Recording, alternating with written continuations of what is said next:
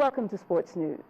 Nigeria Super Eagles will tomorrow return to action for the first time in 4 months after missing out to the 2015 Africa Cup of Nations. The senior national team will take on Uganda as a late replacement for the South American side Bolivia, who pulled out of the friendly owing to security concerns ahead of Nigeria's presidential elections on Saturday. The game will also see Vincent Nyama making his 100th appearance in national team colors against the Cranes of Uganda. Meanwhile, the Confederation of African Football, CAF, has picked 4 Flying Eagles players as its best 11 at the just concluded African Youth Championships. The list, which was released today by CAF, has goalkeeper Joshua Inaholo as the first choice and only goalkeeper picked. Flying Eagles skipper and tournament highest goal scorer Musa Mohammed was given the nod in the back line, while Idowu Elijah was selected in the 5-man midfield. The players from the Nigeria team are on the substitute bench. And elsewhere, President of the World Football Governing Body, FIFA, Sepp Blatter, has called for unity ahead of the FIFA presidential elections in May. The 79-year-old Swiss wants the European body, UEFA, to show unity and solidarity, which he claimed were the foundation stones of football popularity around the world. He also criticized the recent calls by the Ukrainian president for countries to boycott the World Cup in Russia in 2018 because of the ongoing conflict between the two nations. And the Director General of the World Anti-Doping Agency, the WADA, David Holman, has described disgraced former professional cyclist Lance Armstrong's chariot ride as disrespectful because he's still serving a ban. The disgraced American, Armstrong, has been invited by fellow cancer survivor and former English golf player Geoff Thomas to ride this year's Tour de France route to raise money for a leukemia charity. This move, Mr. Holman insists, is not only disrespectful and inappropriate to the Tour de France, but also the current riders, the UCI, and anti-doping.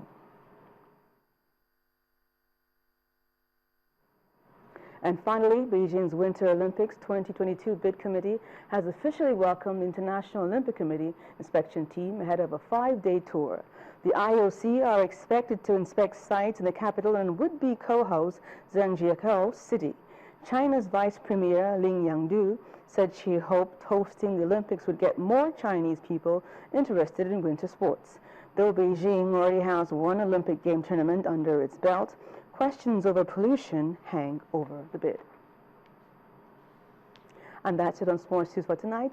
I'm Barring Tony Ranta, and Ijoma will be back with a wrap.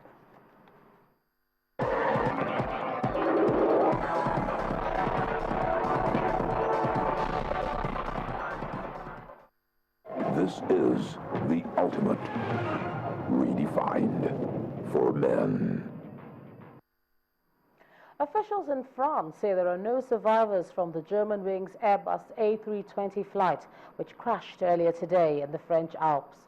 A recovery team has set out to reach the crash site, but their work may be hampered by an impending storm.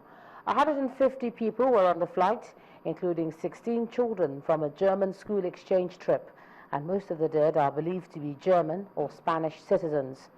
While the cause of the crash has not yet been determined, Germanwings managing director said the plane began descending 1 minute after it reached its cruising height and continued to lose altitude for 8 minutes.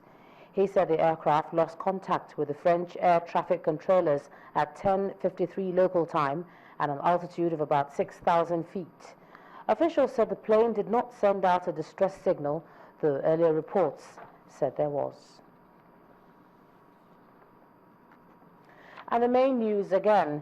The Inspector General of Police, Suleiman Abba, has insisted that voters should go home after casting their ballots during the elections. At an interactive forum in Abuja, he threatened that those who remain behind may be charged for loitering. The Federal High Court will tomorrow rule on joining more parties in the suit challenging the APC presidential candidate General Muhammadu Buhari's eligibility to contest the presidential elections. Meanwhile, the APC has warned of the consequences of disqualifying its presidential candidate from Saturday's polls. And media chiefs in Nigeria have urged the fourth estate of the realm to set the agenda for the nation. And that's the news at 10 tonight. Thanks so much for staying with us. I'm Ijoma Hunyato. To have a good night.